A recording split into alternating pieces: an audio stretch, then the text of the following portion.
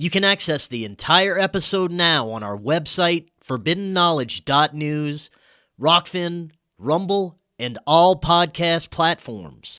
Going back to how you first discovered Clay's story and first started speaking with him, I'm sure you did a great job vetting him and his story, but what was it about him that told you that he's not just crazy, he's not just having hallucinations or making up a story?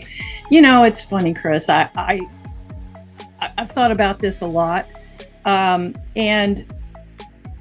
my husband and I went out to interview him the first time, and we spent the weekend out in the town nearby and went out to the airport. And when I first went out there, I thought, oh, good, he's telling me that he's got all this great evidence, this photographic evidence. And when I started, and I was excited about seeing all this, and then when I saw it, I was disappointed. There were, and I'm a skeptic, so you need to know that going into it. My brother was a believer. I'm a skeptic, but I'm the good kind, that I'm open.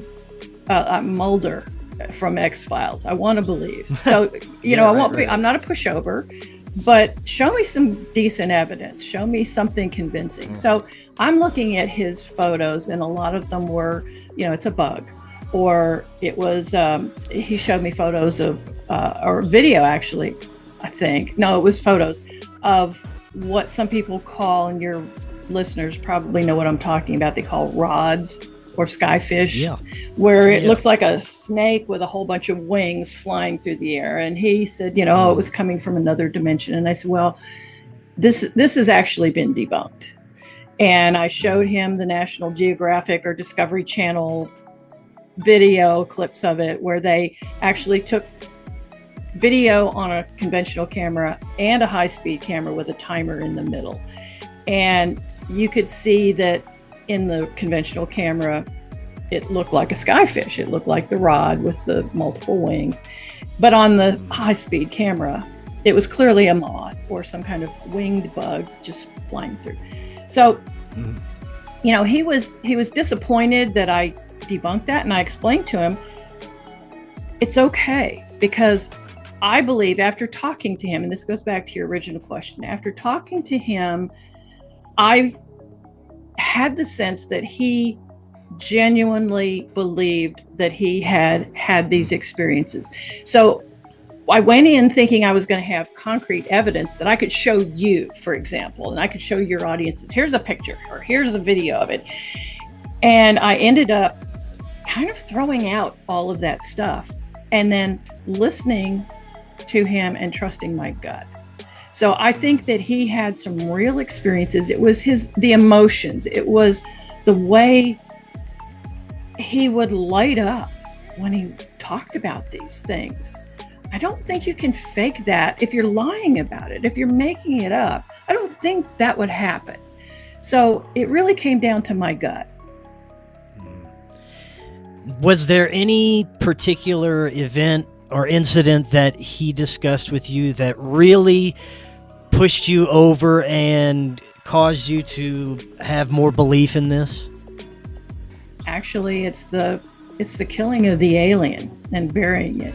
And it wasn't so much, it was one of those things where throughout the whole time that the multiple times that I interviewed him, he would kind of weasel out of telling me the details of that story. So in one way you could think, oh, well, he's lying about it. He doesn't, he hasn't made up a well-rounded story about that. And so I kept pushing. Each time I interviewed him, I'd push and I'd push. And he'd say, well, he'd give me a little bit, and then he'd say, well, I'll write that down for you. Or I wrote it down in a journal, and it's in the shipping container with all my stuff after I moved out of the airport. I've got all my equipment, and I think this journal's in there somewhere. And I wrote it down, and I'll find it and send it to you. So every time I would get so far, he would go off, and he would try to avoid talking about it. And so the last time I interviewed him, I pushed him because I wanted to know. This was the most important part of his story in many ways.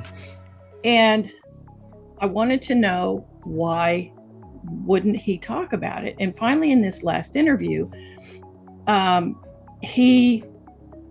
said, what is it? Why won't you tell me about this? Now, Pat, I'm going to stop you right here because I want you to put a pin in this. I want to come back to this.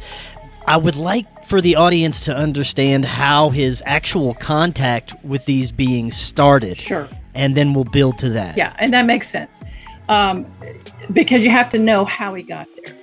Right. The first instance where he saw, well, it probably wasn't the first one, but it was the first close encounter, was he was in his apartment that's attached to his hangar.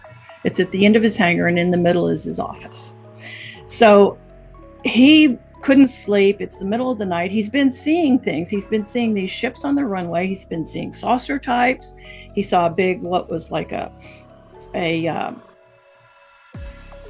called it a soap bubble. The way he described it was sort of iridescent. It was just round. It was an orb. It didn't look like anything other than a big bubble. But he had seen other ships. And so one night he can't sleep. It's 3:00 in the morning. And he thinks, well, I'll just call my sister. She's working in China. She was on contract in China. And it's 3:00 during the day for her. I'll just call her. And so he was calling her. He talked to her and he said, sis, I've got all this crazy stuff happening that you wouldn't believe. And she said, try me. And so he was telling her about the ships that he was seeing. And she was saying, let's talk about this on a different line. So I think she was on her business line, and she, for whatever reason, didn't want that conveyed there. And so as he's talking to her about, kind of vaguely about these experiences, he was a kind of an antsy, kind of restless guy. And so while he's talking on the phone, he walks over to the door that leads from his apartment into the office, and he just absently opens the door. And as the door opens, he looks to his left and he sees two little gray aliens about 4 feet tall. And he said the weird thing about them was that they moved away from the door like a gate, like they were joined together, and they moved away like a gate. Now, I've never heard that described before. That's interesting. Yeah. And he said they were in silverish, grayish silver outfits. And he said they're, and this is a Texan thing, but he said it looked like they were wearing boots that just looked like plain old ropers, spray painted silver. So, if you know what those are, they're not cowboy boots. They don't have pointy toes. They don't have carving on them. They're just plain old work boots. And then he said he looked here, and then he looked over to his right, and he saw this tall alien. And he said it was naked, kind of like a Ken doll. So there's no features on the body, but it seemed to be naked. And this one was not silver or gray or anything like that. He said it was tan, brownish. And he said the head was big and the eyeballs were protruding from the sockets. It was like they were too big for the sockets, and the lids closed top and bottom. And he said in the back, there were these protrusions in the back of the head. And so he said, I knew right away this was their bodyguard. This was the bodyguard for the two little guys. And he said, then that guy took one step forward. He says it lunged toward him.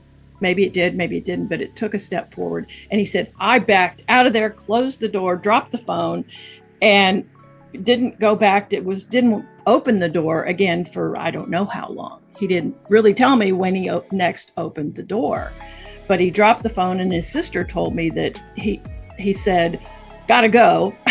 That was it. So that was the first close encounter with some aliens. And then to your question, how he led up to the point where he would have shot an alien. How did everything progress? Yeah, so it worked its way up. So this is the first time, you've got these 3 aliens and they're in your house, basically. Everything was locked up. So you're thinking, how did they get in?